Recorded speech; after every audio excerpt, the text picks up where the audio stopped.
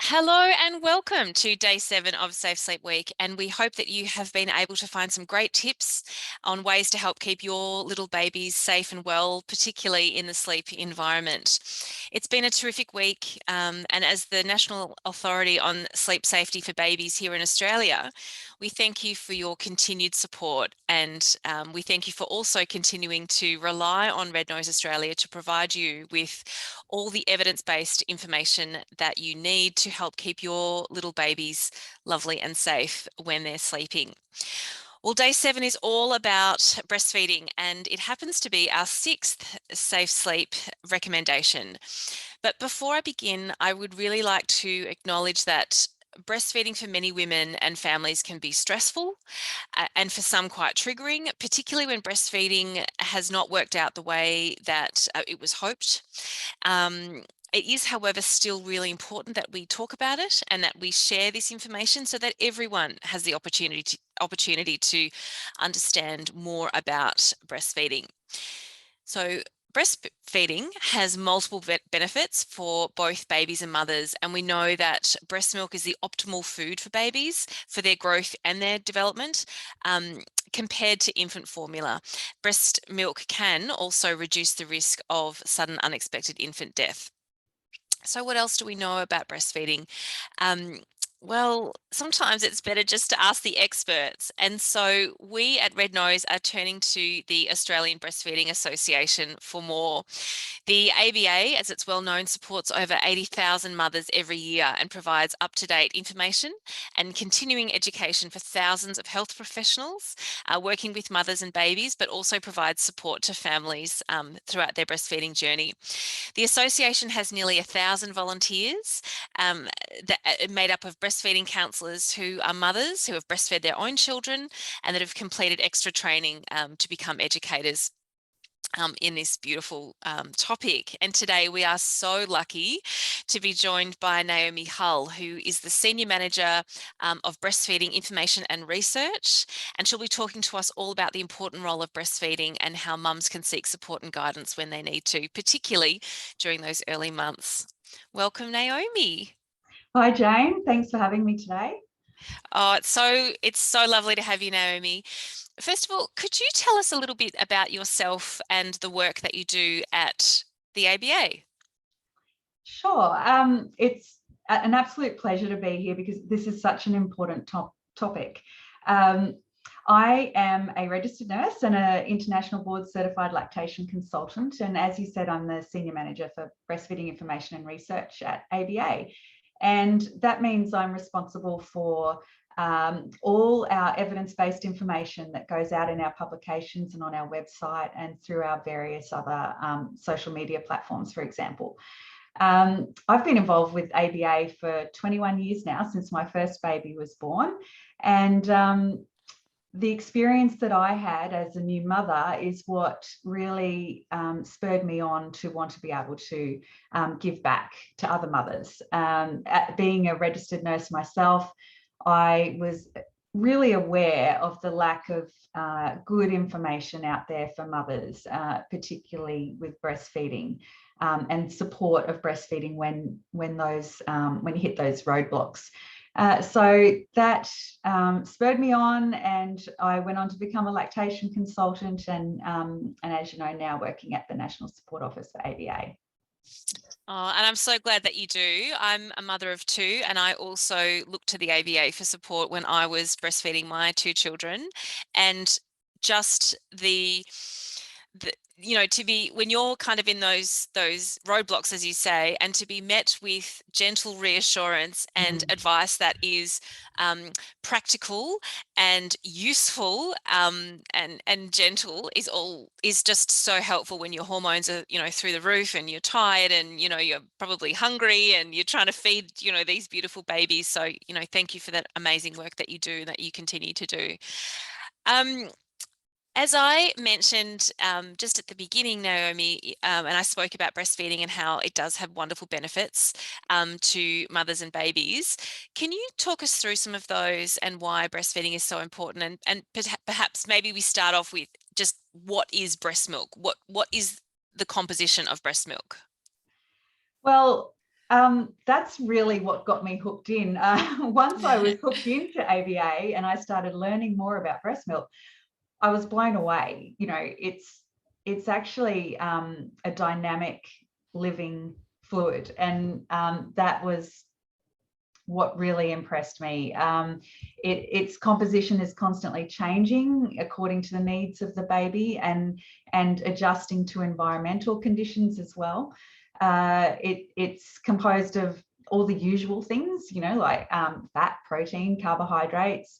It has the vitamins and minerals that babies need in the right amounts and easily absorbed too. So, you know, that's a term that some people would know of as being bioavailable. So, you know, you can see vitamins and minerals in other baby foods and baby products and supposedly in high amounts, but they're not necessarily bioavailable the way that they are in breast milk.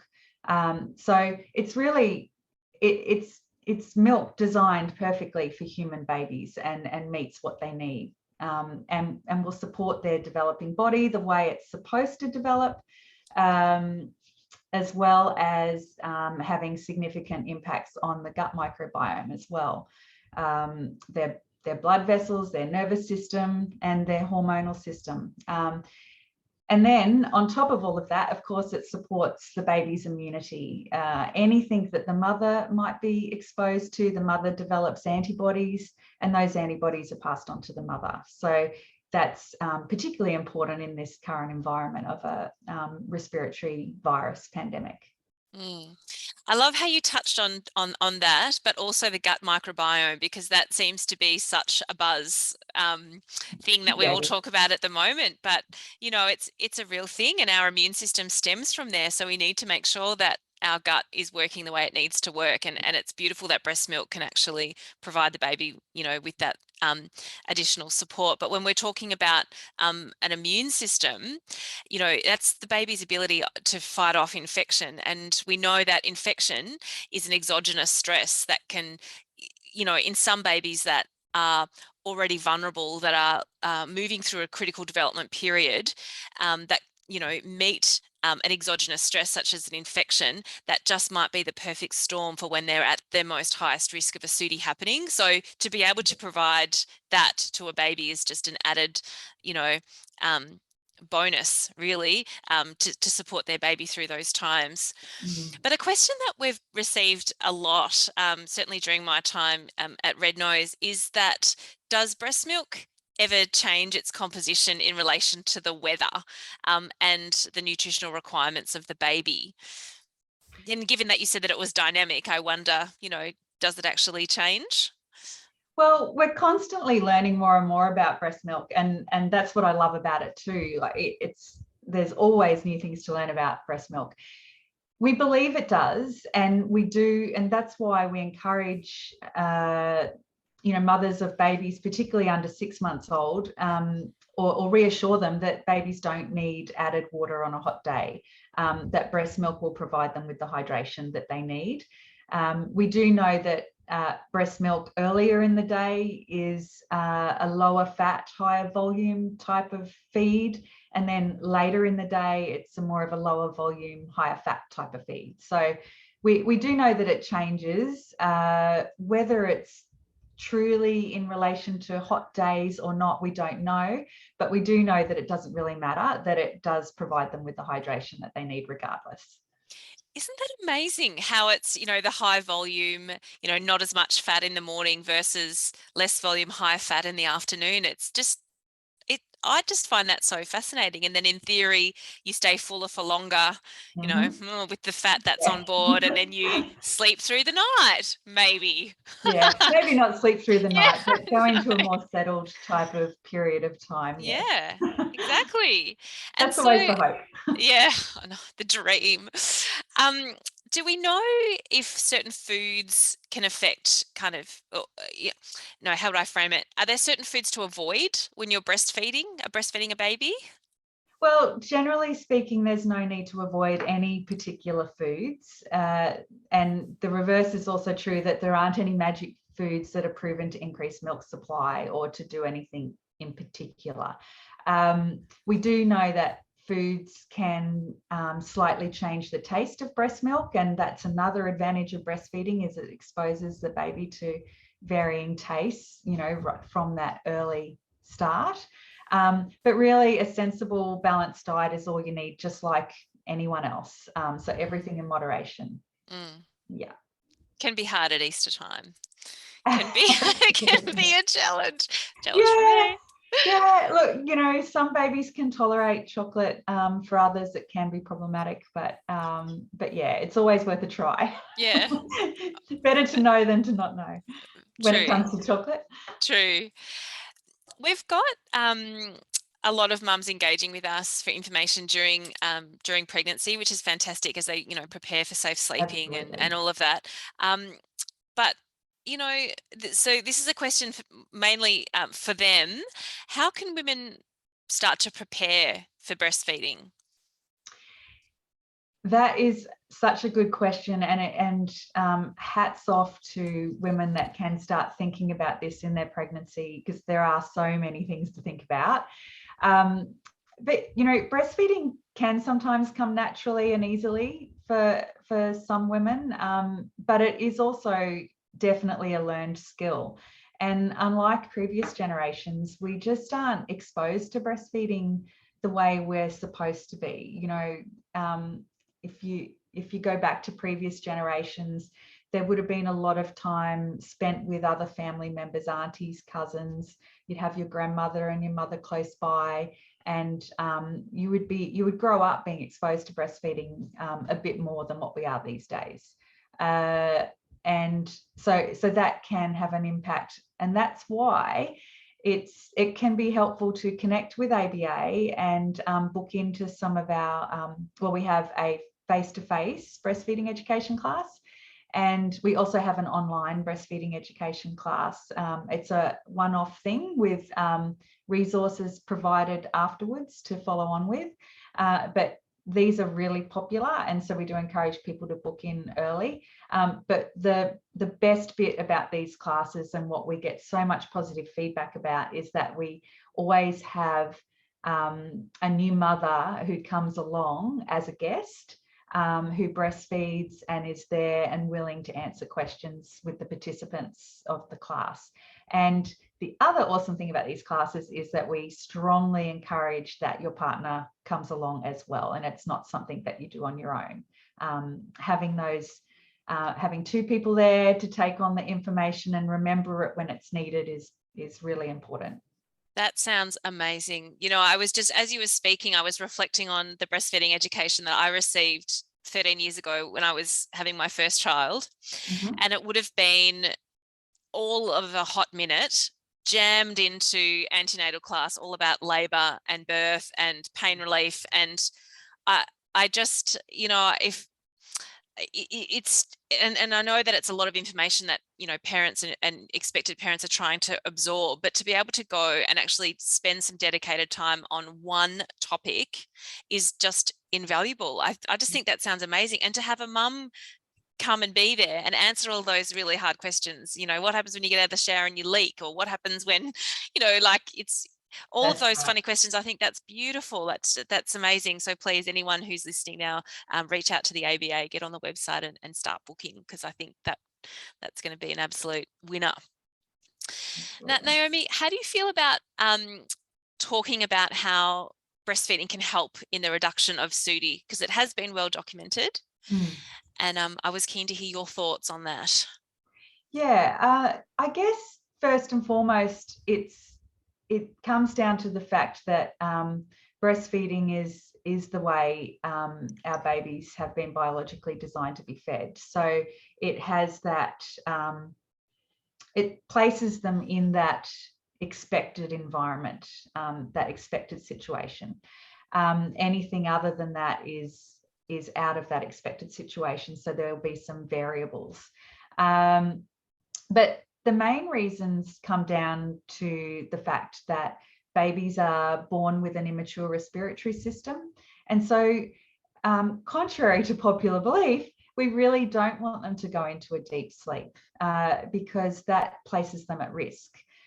Babies are designed to be more easily aroused from sleep, and that's what keeps them safe. It ensures that they keep breathing.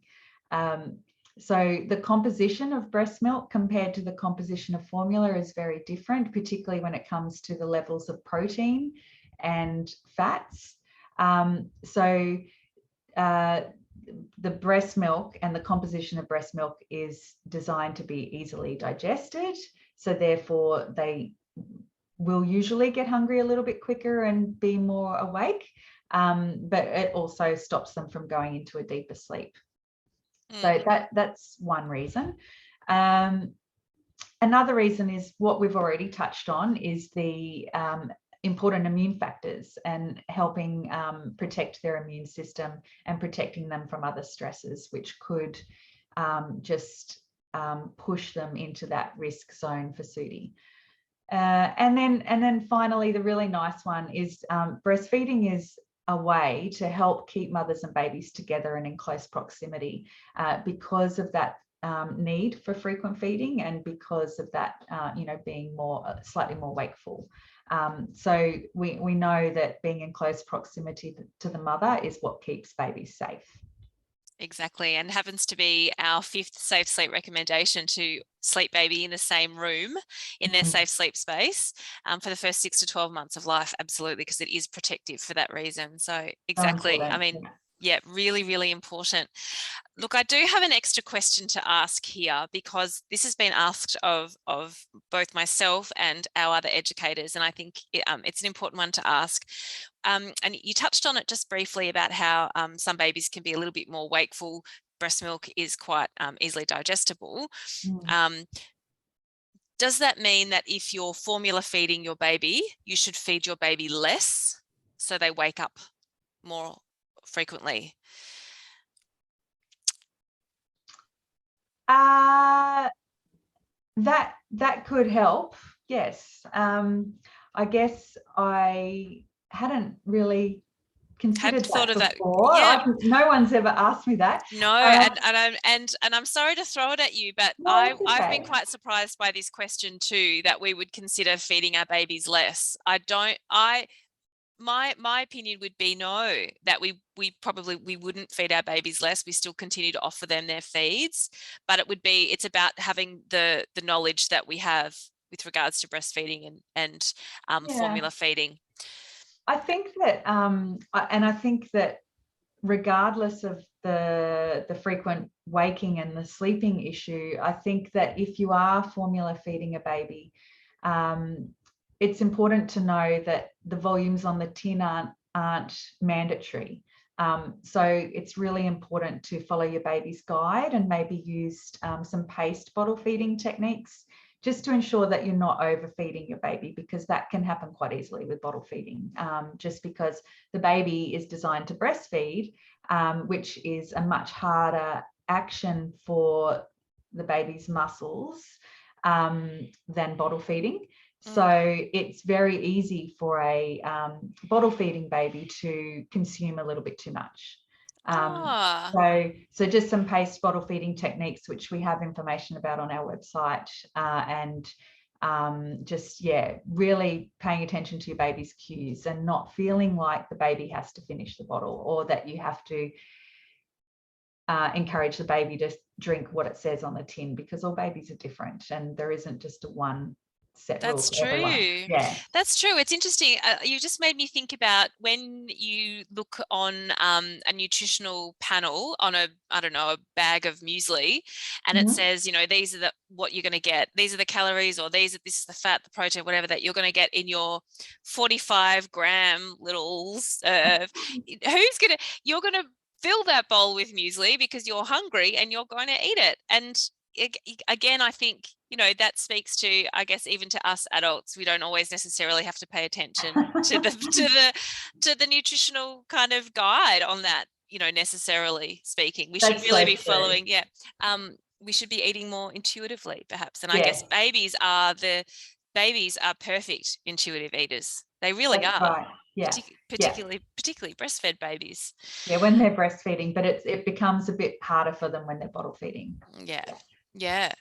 And so When we're getting up to breastfeed our babies throughout the night, Mhm. are there some ways that we can help um, our mothers to do that more safely? Are there some strategies that the ABA have given mums out there to help with the overnight demands? Yeah, well, I guess breastfeeding in itself helps with the overnight demands because you don't have to get up and make bottles and heat them up, um, and wash and clean, etc. So breastfeeding already helps. The other positive thing about breastfeeding and nighttime feeding is that the hormones that are released in the mother's body and included in the breast milk that the baby receives help both the mother and the baby go back into a deep sleep quicker. And that's proven by research. It helps both of them go back to sleep after a breastfeed, particularly if you are deliberately, sharing a safe space, because then you don't even need to get out of bed. And of course, that causes less disruption for the mother as well. So if you have the baby close by, within arm's reach, sometimes it's just a matter of reaching over to the baby's sleep space, bringing them over, doing that breastfeed, and then if mum hasn't fallen asleep, then safely sliding the baby back to their safe space.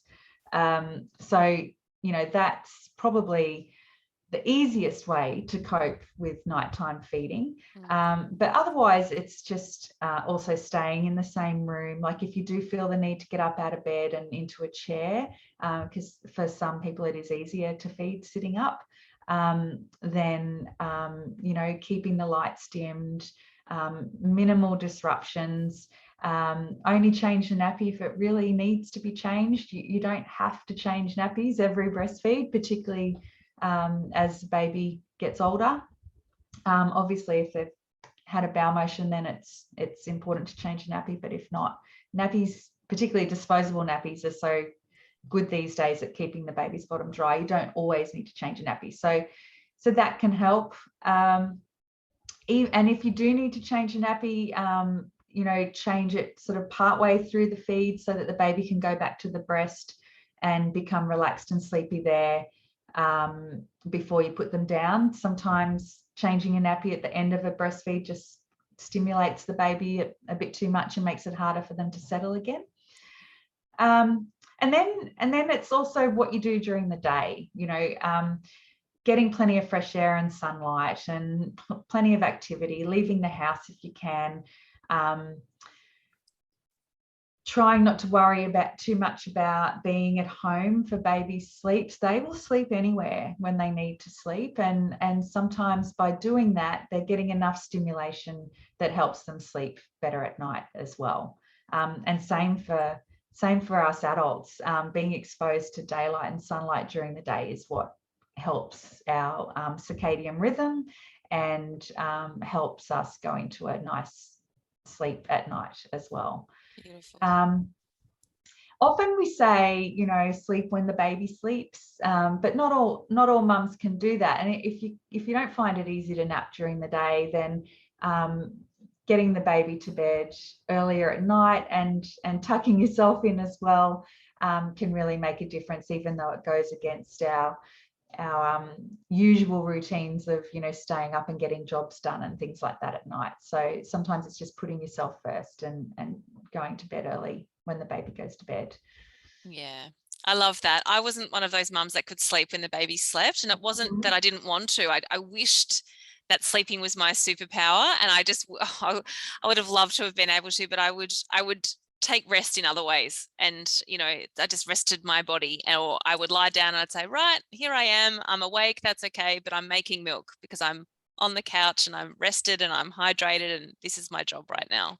That's right. Um, Breastfeeding is kind of a forced rest, isn't it? Because no mhm. one, you're the only one that can do it, and you're it forces you to either sit down, stop, relax, enjoy your baby, and yeah, do that breastfeed. Yeah, yeah, Um, it's beautiful.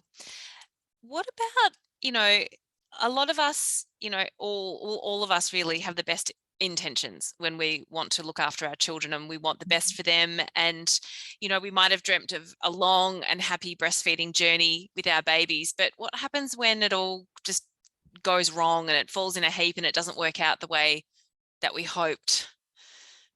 Yeah, it's not always the easiest part of our new role as a mother. And unfortunately, it can be challenging, and we do acknowledge that it can be devastating when it's not going well.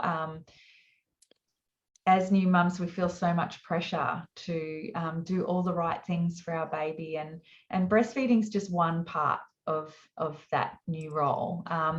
But that's where ABA loves to be able to help, and we're here to help you with any of the challenges that you're having and to support you to reach your own breastfeeding goals, whatever that might be. So we have all sorts of services available and different ways that you can make contact with us. And, you know, if you're happy to make a phone call and chat to a counsellor who's been there herself and who has a certificate in breastfeeding education, who's giving her time from her own home, then you can call our helpline. But if you don't like making phone calls, then we have live chat on our website that's available at certain times during the day. But we also have face-to-face local group meetings, and you can usually meet and chat with a counsellor at those local group meetings. You don't need to book or anything, you just turn up. So, you know, no matter what breastfeeding challenges you're having, ABA is here to help you, and we really just hope that you reach out for our support. Oh, I can attest that your helpline is a game changer. So, you know, just hearing that voice on the other end of reassurance is just, it's just worth its weight in gold. And I really encourage anybody who's tuned in to listen to our chat today to go ahead and do that if they need to. It's just a fantastic service that you provide. And interesting that you say turn up to a support circle or a meeting, Yeah. because I have an image in my mind of a really interesting way that a woman was breastfeeding her child. I just had no idea that was even possible. What Right. she had done, and it leads me into the next question: is can you describe to us some of the wonderful ways parents have really ensured that their babies have been able to receive breast milk in some shape or form? And is there more than one way to provide breast milk to a baby other than, you know, the standard, you know, at the breast? Absolutely. There are, you know, direct breastfeeding, of course, allows the breast milk and the babies to be more responsive and to work in that process together. But we do acknowledge that that's not always possible, particularly for premature babies who are in the neonatal nursery for a couple of months at a time. Their mothers are, you know, working so hard to express breast milk for their babies, either via hand or using hand expressing or using a breast pump. And those babies are fed via syringe or via nasogastric tube. And then as they get stronger, they get the opportunity to go to the breast. Some people need to express long term, and even, you know, not premature babies, even babies that are born at term, for some reason, sometimes mothers and babies just aren't able to achieve that attachment to the breast. And you know, just on that, sometimes it can be difficult in the first few weeks, and you know, you just do what you've got to do to feed your baby, but it doesn't mean that you'll never be able to get your baby to attach to the breast. Some babies have attached at 9 months or at 1 year. It's never impossible, and it's, you know, we never say never. But express milk can be provided to babies, like I said, via a cup. Particularly when they're younger, just a small medicine cup is enough. And as they get older, they can, around 3 or 4 months, they are capable of using a sippy cup or a straw. And then there's also a supply line. And there was actually an article in the ABC about a mother using a supply line last week that was extremely popular on our Facebook page. There was a lot of people commenting, either saying that they wished they'd known about it, or that they had used one themselves successfully for quite a while. So a supply line is basically just, it's a small bottle that has a long silicone tubing attached to it. And some people make up their own versions of these with support of a lactation consultant as well. So they can vary. But it's basically just something that holds the expressed breast milk or formula if needed. And there's a long, thin silicone tube attached, which you place in the mouth of the baby once they've latched to the breast. And that provides extra milk to the baby while they attach to the breast. So they're just used in situations where you're either rebuilding your supply or where you are relactating or initiating lactation when you haven't given birth. So there are many reasons why they might be used, but they're called a supply line or a supplemental nursing system if you want to look them up. And you can also get in touch with our helpline to find out more about them as well. Fantastic. No, that's exactly what I saw at the meeting, this woman, and she had a supply line to her baby. And I just thought, that's phenomenal. Like, that's just, another amazing thing that, mothers take on board and, and are willing to do. And just such a fantastic way to feed a baby. I was quite naive 13 years ago, but to see that was just amazing. And They are. fantastic. When they work, it's quite incredible, and they Yeah. can be such a useful tool. Yeah. Yeah. How do mothers know that their babies are getting enough milk when they're breastfeeding? This is a topic that's often related to sleep because there's those myths out there that babies are going to sleep for a certain amount of time and then they're going to wake and feed and go back to sleep. But unfortunately, it doesn't always work that way. And like we've said earlier, that babies are designed to be wakeful, and that's what keeps them safe and protects them. So one thing is to accept that. But the other thing is to try not to worry that it means you don't have enough milk. A wakeful baby doesn't necessarily mean they're not getting enough. There's also a lot of focus on weight gain. So if it's coupled with some slower weight gain, it can cause worry. But really, the best way to know your baby's getting enough milk is not by whether they sleep or not by how much weight they're gaining. It's actually by their nappies. So what we're looking for is at least 5 to 6 heavily wet disposable nappies in 24 hours. And that's from 5 days of age onwards. And to know what a heavily wet nappy is, just grab a disposable nappy and tip 60 to 70 mils of water into that, and then just get an idea for how that feels. That's what we're looking for. And they should be having 2 to 3 soft, runny bowel motions every day. At around 6 to 8 weeks, those bowel motions might start slowing down. But you would hope that when they do a bowel motion, that it's still soft and runny and that they still have 5 heavily wet nappies. So that's how we know that babies are getting enough milk, because if it's not going in, it can't come out. So if it is coming out, then it must be going in. You can also look at things like good skin and muscle tone as well. And of course, just so long as they're sleeping for some periods of the day, and when they're not sleeping, that they're generally content. I mean, all babies cry, and that's their form of communication. But frequent night wakings are not necessarily a sign of not enough milk, particularly if you've got those good wet nappies and runny poos.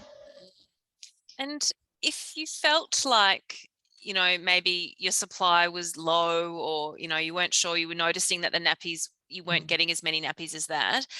You touched on it really early on at the beginning. Are there any are there any foods that mums can eat to try and boost supply? I know there's lots of booby cookies that you can buy, and maybe a glass of beer or something like that. But do any of those things actually work? Look, cookies are really yummy. And if you enjoy eating cookies, then I'm not going to stop you. But there is no real evidence that they work. And that partly just could be because it hasn't been researched. But the only evidence we have for cookies is anecdotal. So we don't focus on those kind of things too much, because the best way to increase your milk supply is more frequent milk removal. And by relying on something like a cookie that may or may not work could delay you getting that milk supply up and running just by more frequent removal. So by all means, go and eat a cookie. In fact, anything that you like eating and enjoy eating, chocolate, cookies, it might be a fresh salad, whatever you really enjoy can help your milk letdown, because oxytocin is linked to our mouth as well. So eating and drinking when you're breastfeeding can help the release of milk, and particularly if you're eating or drinking something that you really enjoy. And in some cases, that's cookies. So yeah, they help in that regard, but some are quite expensive, and there are no guarantees they're going to increase your milk supply. But the one thing that will guarantee an increased milk supply is removing more milk more frequently.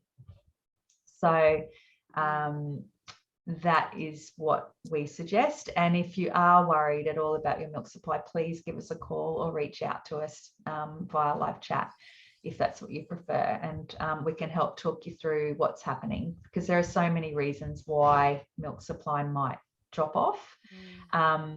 In more cases than not, when mums are worried about milk supply, it's actually not a problem with their milk supply. It's often something else that's going on. Yeah, so really good to reach out and have that conversation to Absolutely. kind of nut it all out. Yeah, beautiful. Yeah. And is any breastfeeding better than no breastfeeding at all? Of course, yeah. Any amount of breastfeeding can reduce risks of chronic diseases and illness for both mums and the baby. So the more breastfeeding and the longer duration of breastfeeding, the lower those risks are for both.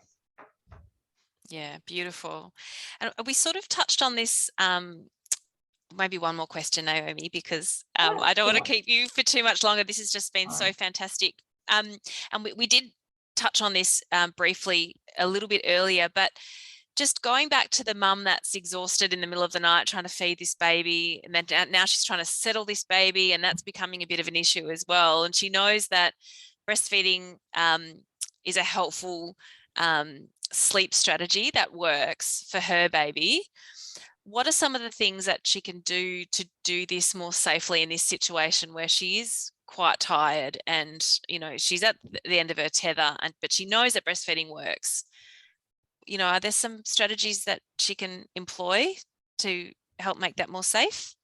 Yeah, I think that definitely the information that you have on your website about how to create that safe sleeping environment, particularly if there is a chance that you will co-sleep, which is falling asleep in the same bed as your baby. So it's, you know, just ensuring that you have a dedicated flat, firm surface with no loose bedding. So that if you do accidentally fall asleep while you're feeding, then at least the environment is safe. You know, making sure that you're not under the influence of alcohol or drugs, and that any other person that might be sharing that bed with you is also not under the influence of alcohol or drugs. And in the ideal circumstance, they might even sleep on a different sleep surface. Because we know that, you know, it is really lonely and hard getting up during the night to breastfeed. It can feel like you're the only one in the world, but I can promise you, you're not.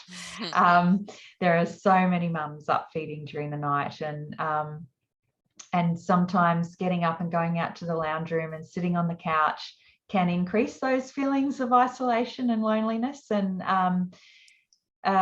also is not an ideal place to fall asleep with a baby. So in that regard, just a little bit of thinking during the day while you're awake, how can I make my bed a safer place in case I do accidentally fall asleep? Because we know that, you know, that this is happening, that mums are feeding babies in bed, and so just making that space safe is what we recommend. That's fantastic. And we do have some great resources on our website, particularly in pictorial form. So you can jump on and have a look and see and get some good tips from there. And I think just before we go, Naomi, this has been so lovely speaking with you this morning. I appreciate your time so much. And I know that the mums have as well. This has been just the most amazing conversation. Thank you. And hearing you speak so passionately and knowledgeably about breastfeeding has truly been a gift. It really is. And I thank you so much for being here. And I just also want to say that at Red Nose, we recognise that all mothers, that not all mothers breastfeed, for lots and lots of different reasons. And we want to continue to be able to support all mothers and families. So if breastfeeding isn't an option for you or your family, for whatever reason that might be, we just want to ensure that you are still following the remaining 5 safe sleep recommendations that we stand by to help reduce the risks of SUDI in your family. And Naomi, just before we go, can you just tell us one more time where people can go for more information and support about breastfeeding? I would love to. Thanks for the opportunity, Jane.